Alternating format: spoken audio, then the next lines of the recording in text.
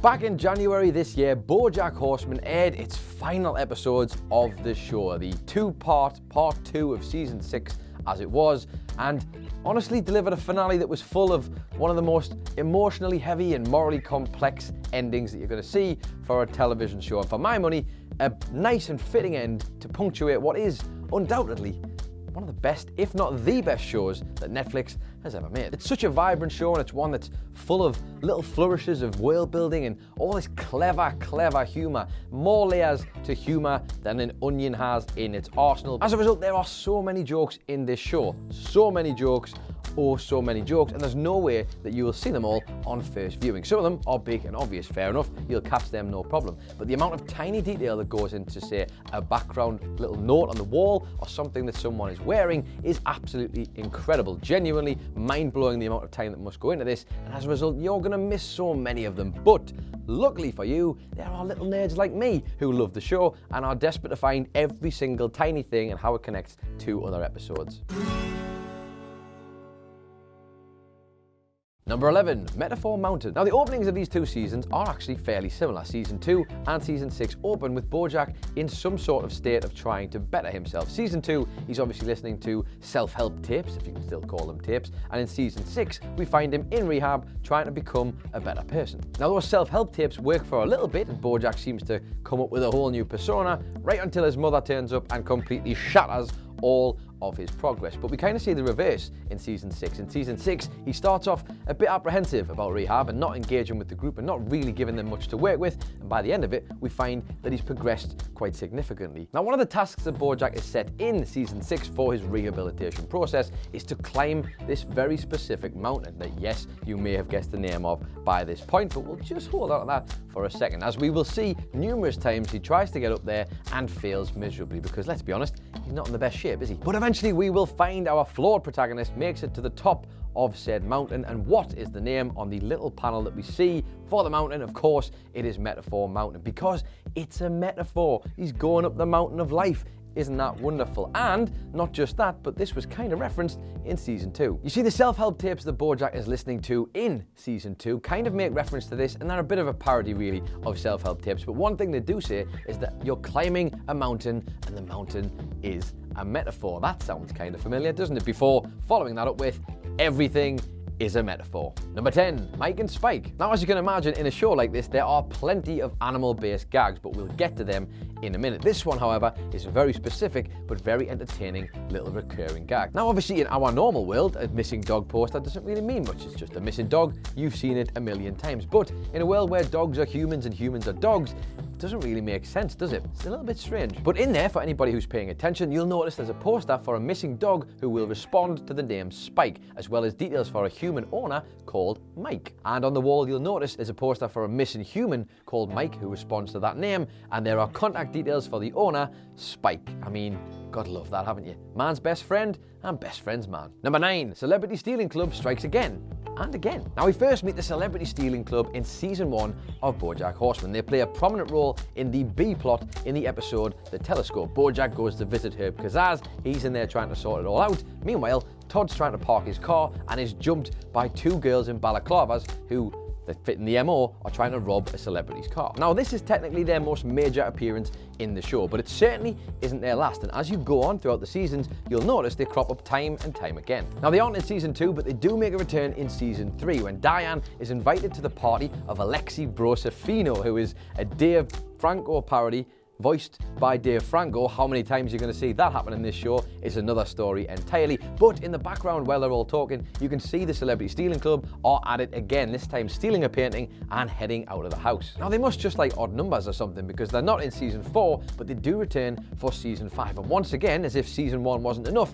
they're back at it again, targeting BoJack. This time, they turn up during his Halloween party, and again, they can be seen in the background stealing another painting. It seems that cars weren't enough, and we've graduated to paintings, as the show's gone on. But much like their evolution into taking paintings instead of trying to rob cars, they finally turn up in an even-numbered season when they make an appearance in season 6. When BoJack and Jameson sneak out of rehab and go to the house party that Jameson wants to visit, we will see them one last time sneaking past yet again with another painting. What is it about these two girls and paintings, man? Number 8, the Moth's ghost costume. Now we've got another fantastic detail from a BoJack Horseman Halloween party, but unfortunately, unlike the Celebrity Stealing Club, this one only turns up in just the one episode. The Halloween episode, Mr. Peanut Butter's Booze, is told over 4 different narratives. We see him with his 3 ex-wives previous who he's taken to these parties, and then we also see the current party, the situation that he's in right now in the modern era, with Pickles, his new girlfriend. At the earliest incarnation of the Halloween party that we see, you will spot, if you're looking closely in the background, a moth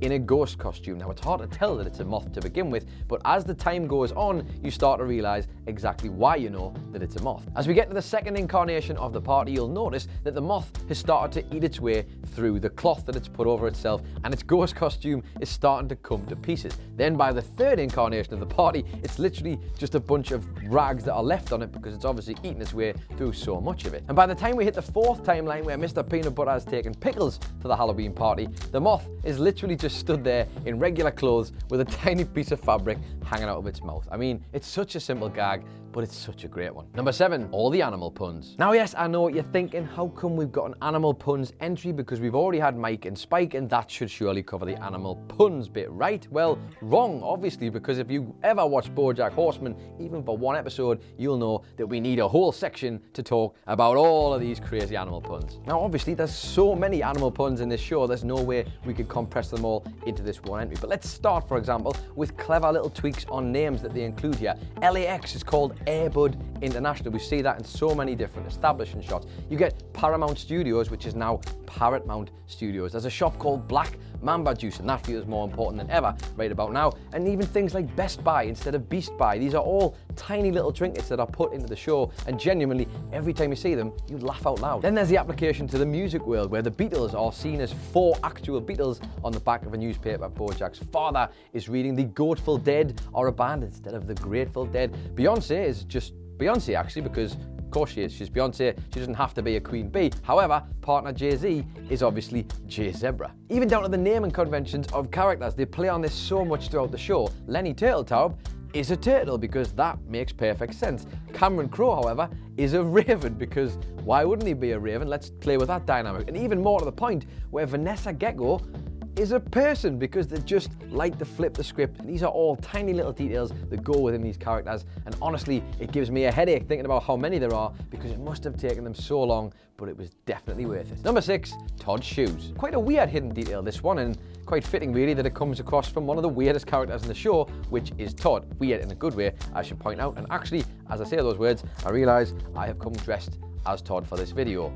That's definitely not going to be in the comments or anything. In season 5, Todd dates fellow asexual Yolanda, and as you can imagine, with all things involving Todd, we end up across some weird and wacky adventures. In this particular instance, Todd goes to meet Yolanda's parents, her mother, who is an adult film star, and her father, who is a lubricant entrepreneur. Of course they are. Now, in the most ridiculous scene possible that involves a large vat of lubricant that busts and they need someone to fill the gap, it's all a bit of a thing. You remember it from the show, I'm not going to get into it. It basically fills a full house full of lubricant and all of this hilarity ensues. But in the process, Todd actually manages to lose one of his shoes. From that point on though, in season 5, Todd is rarely seen wearing matching shoes. They match the current one that he has on his foot with a different kind of black one. I think he's got a brown one to start with, and he ends up pairing it up with a black one. You don't really notice it too much because it's done quite subtly in the episode, but much like we see in, say, It's Always Sunny, where Charlie gets his tattoos, or even in this show, where Todd has matching tattoos that he keeps for the rest of the show, which is probably a nod to that actually, now that I think about it. This is such a weirdly specific detail, and yet you totally expect it from this show. Number 5, Sarah Lynn's Planetarium. Now, it's fair to say that Sarah Lynn was probably one of the fans' most popular characters that BoJack interacted with, and to be honest, her death is still probably one of the most devastating moments that you're going to get in BoJack Horseman. And Sarah Lynn's death is one that's actually foreshadowed from as early as season 1. Sarah Lynn is a young child star, and she grows up to become a pop sensation, and she then obviously falls off the rails into the pitfalls of being a music star. However, in amidst all of that, she actually releases a song that's a big hit, and it's called Prickly Muffin. Now, at the time, a planetarium didn't seem like a big deal. It was just in a planetarium, planets around the sky, a couple of people dressed up in fancy outfits, and it didn't really seem to have any gravitas, but then you put that into context of where Sarah Lynn's life ends and what happens with her and BoJack, and the whole thing just kind of feels real sad. Number 4, the bad signs. And much like the animal puns that were mentioned earlier, you will see these signs so many times throughout your watching of BoJack Horseman. It's Mr. Peanut Butter who tends to be at the center of them all. You see, he's constantly throwing big parties, and with big parties comes big decorations, and with big decorations means big signs. And Mr. Peanut Butter on more than one occasion will send away for a sign, but perhaps add a little bit too much detail. For example, he gets Diane's birthday just right, although the sign across the thing reads, "Happy birthday, Diane," and use a pretty font. Some of the other great ones include "Welcome home, little bro," and "Oh, I also have a group on," "Congrats, Diane and Mr. Peanut Butter," and peanut butter is one word, and also "Congrats, Diane and Mr. Peanut Butter is one word, don't write one word." I mean, I'm no expert on signs, but I've got a feeling Mr. Peanut Butter needs to change his printers. Number 3, what are you doing here? Now, one of the key and emotionally charged gags that we get in BoJack Horseman comes in season 2 when he's trying to take on the role of secretariat. Now, the scene that he's in needs to project some emotional gravitas. This is a sad moment and he's in a locker room, and the line that he needs to say is, "What are you doing here?" But it's supposed to be quite a sad moment. It's supposed to be quite a heartfelt moment, and he just can't help himself from saying it in the most enthusiastic way possible, whether that's because of his sitcom background or because, as mentioned previously, he's been listening to all these self-help tips. Throughout the episode, we will see hilariously that he just can't stop, and he continues to shout out the line, "What are you doing here?" over and over again, much to the annoyance of his director, until eventually he has an interaction with his mother that brings him back down to earth. After that interaction though, BoJack is able to nail the line when he's doing the recordings for Secretariat, which makes sense, it's all good, but unfortunately he's not finished there, because this whole season, this whole show, truth be told, is BoJack feeling out of place, feeling like he needs to find his place in life, and he will constantly ask throughout the seasons over and over again, "What are you doing here?" And you'll also find that he says it to a bunch of other characters who we are told are feeling out of place or a bit lost. He says it to Diane when she returns from her trip and is crashing on his couch. He says it to Princess Carolyn, who's constantly wondering whether she's meant to be a worker or she's meant to be a mother, or can she be both. And he says it to Mr. Peanut Butter, to name a few amongst all of the people who have these interactions with BoJack. But despite all of that, the one that we end up feeling the most is when BoJack finally turns around on himself to ask the question, "What am I doing here?" Number 2, TV is a visual medium. In season 5, BoJack rants on the telephone that TV is a visual medium while he stood on the set of Filbert. Now, considering the fact that we're even doing this list, and that this list doesn't even nearly begin to scratch the surface on all of the hidden meanings and hidden jokes and Easter eggs that you might not have noticed from the show, you think he's probably got a point. But you see, as always with BoJack Horseman, there's a little bit more to this one, because the episode that he says it in is season 5, episode 5. For anybody who knows their episode numbers, this is just one episode before we get Free Churro. Now, Free Churro is obviously one of the most ambitious episodes of animated TV that you are ever going to see. Genuinely fascinating stuff. It's one long monologue throughout the whole episode. We get very limited camera cuts, and it's just genuinely a brilliant performance from Will Arnett. And if TV is indeed a visual medium, as BoJack would suggest, then I don't think it's any coincidence that Raphael Bob Waxberg and the team decided the episode immediately after was going to completely strip away all of the bits that they would normally lean on, like gags, like sight bits, like clever bits of dialogue between other people. Everything is gone. It's just BoJack, a coffin, and him talking to an audience that we never really get to see until the very end. We've seen this show do episodes like this before, ambitious ones that try to change the game. Look at Fish Out of Water. Literally the whole episode is in silence while we are left with just a soundscape of the variety of different scenes that we're in. It's fascinating. What's an episode like if a character can't talk? They explore that. But what's an episode like if all a character does is one long speech? They explore that here too, and honestly, it is amazing. And number 1 with a bullet, I See You. And yes, I wasn't kidding when I said Free Churro was amazing, and that's why you'll find this little tidbit from that episode is at the number 1 spot on this particular list. This episode will bring out every single piece of emotion that you possibly could from the relationship between BoJack and his mother, and it's quite telling just how difficult and how complex that has been for him. But the one little tidbit in this episode that comes before all of the monologues is a tiny little flashback we see right before, in the cold open, right before the episode begins. BoJack waiting to be picked up by his dad. We see that Butterscotch is driving to pick him up, and what are his first words to his son when he sees him? I see you. Now, much like "What are you doing here?" this doesn't really seem to mean that much when we first hear it.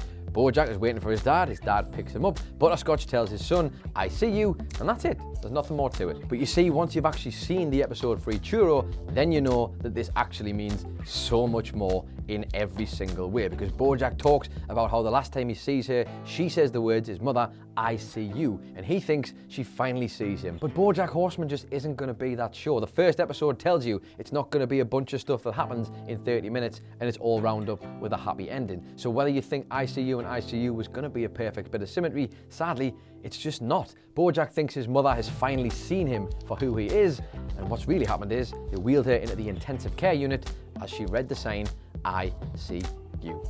His mother died, and all he got was a free churro. So there you go, those are all these small details you only notice rewatching BoJack Horseman. My word, there are plenty of them, and I'm sure there's ones that you loved more than the ones I picked, so please let me know what they are in the comments down below. Genuinely, I will be in there fishing for them. Don't forget to like and share, hit the old subscribe button if you haven't already. You can find the original article for this at whatculture.com. Give it a read, because that's an absolute doozy too. I'd just like to quickly plug the fact that if you do love BoJack Horseman, you can also get some podcast goodness in our very own, myself and Michael Hamflett's podcast Horseman. You can find that on Spotify, Apple Podcasts, Acast, or wherever you get your podcasts from, where we cover a bunch of stuff like this, episode by episode, as we review BoJack Horseman from the very beginning. Anyway, I've been Adam Nicholas. This has been BoJack Horseman related list for whatculture.com.